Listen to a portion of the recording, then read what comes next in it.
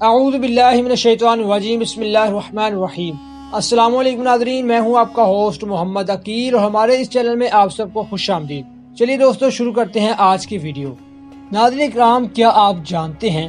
کہ یہ کس نبی کی قوم تھی کہ جس قوم کو اللہ تعالیٰ نے خنزیر اور بندر بنا دیا، اور اس کے پیچھے آخر کیا وجہ تھی؟ آج کی اس ویڈیو میں ہم آپ کو بتانے جا رہے ہیں۔ تو ناظرین یاد رہے کہ یہ قوم حضرت داؤد علیہ السلام کی قوم تھی، اور آپ کو یاد رہے کہ حضرت داؤد علیہ السلام کو اللہ تعالیٰ نے نبوت اور رسالت کے ساتھ زمین پر حکومت عطا کی تھی، اور آپ داؤد علیہ السلام فن خطابت کے ماہر تھے اور آواز بھی بہت زیادہ خوبصورت پائی جاتی تھی۔ لہذا آپ نے اپنی خطابت کے ذریعے بنی اسرائیل کی قوم میں جذبہ جہاد کا اجاگر کیا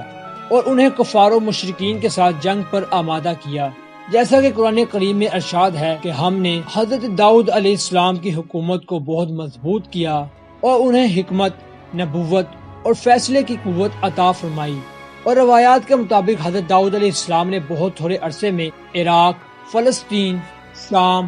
دمشق اور خلیج عقبہ سے لے کر فراق تک آپ نے بہت سارے علاقے اپنے ذمے میں لے لیے تھے۔ تو ناظرین آپ کو یاد رہے کہ اللہ تعالیٰ نے پچھلی قوم کے واقعات نئی امت کے لیے کھول کھول کر بیان کر دیے ہیں تاکہ ہم ان سے عبرت حاصل کر سکیں، اور یہ واقعات اللہ تعالیٰ نے اس لیے بیان نہیں فرمائے کہ یہ ہمارے لیے کوئی قصہ یا کہانی ہے، بلکہ اس لیے بیان فرمائے کہ ہم ان قوموں کے واقعات سے عبرت حاصل کر سکیں کہ جب کوئی قوم اللہ تعالیٰ کی نافرمانی اور اللہ تعالیٰ کے دین کے ساتھ مذاق کرتی ہے تو اللہ تعالیٰ اس قوم کے ساتھ پھر اپنے عذاب کی صورت نازل کرتا ہے۔ اللہ تعالیٰ قرآن پاک میں اس طرح ارشاد فرماتا ہے کہ تم ان لوگوں کو خوب اچھی طرح جانتے ہو کہ وہ جو تم میں سے ہفتے کے دن مچھلی کا شکار کرنے گئے اور حد سے زیادہ تجاوز کر گئے تو ہم نے ان سے کہا کہ ذلیل و خوار بندر ہو جاؤ۔ اور یاد رہے کہ یہ بندر و خنزیر ہونے کا عمل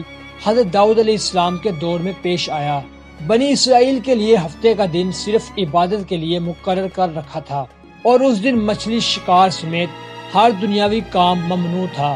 لیکن سمندر کے کنارے مچھلیوں کا آباد یعنی مچھلیوں کے آباد جو شکار کرتے تھے انہوں نے اللہ تعالیٰ کی نافرمانی کی، جس پر اللہ تعالیٰ نے ان کی شکلوں کو مسل کر دیا، اور پھر 3 دن بعد وہ لوگ سب مر گئے۔ اور یہ اللہ تعالیٰ کی طرف سے ان لوگوں پر ایک عذاب تھا، کیونکہ واقعہ کچھ اس طرح تھا، ہفتوں کے باقی دن میں مچھلیاں پانی کے اندر چلی جاتی تھیں اور ہفتے والے دن مچھلیاں پانی یعنی دریا کے کنارے پر آ جاتی تھیں، اور اللہ تعالیٰ نے یوں بنی اسرائیل کو آزمایا، جو کہ اس آزمائش میں ان کے بہت سارے لوگ پورا نہ اتر سکے، اور انہوں نے ہفتے کو مچھلیاں پکڑنے کے لیے مختلف طریقے استعمال کیے، اور یوں ہفتے کے دن شکار کرنے سے باز نہ آئے تو پھر اللہ نے عذاب نازل کیا اور فرمایا کہ ان کے چہرے مسح کر دیے گئے۔ اور تفسیر قرطبی میں ہے کہ بنی اسرائیل نے شروع میں تو مچھلیاں بہانہ کر کے پکڑنا شروع کی، اور پھر عام طور پر شکار کھیلنے لگے تو ان میں 2 جماعتیں ہو گئیں۔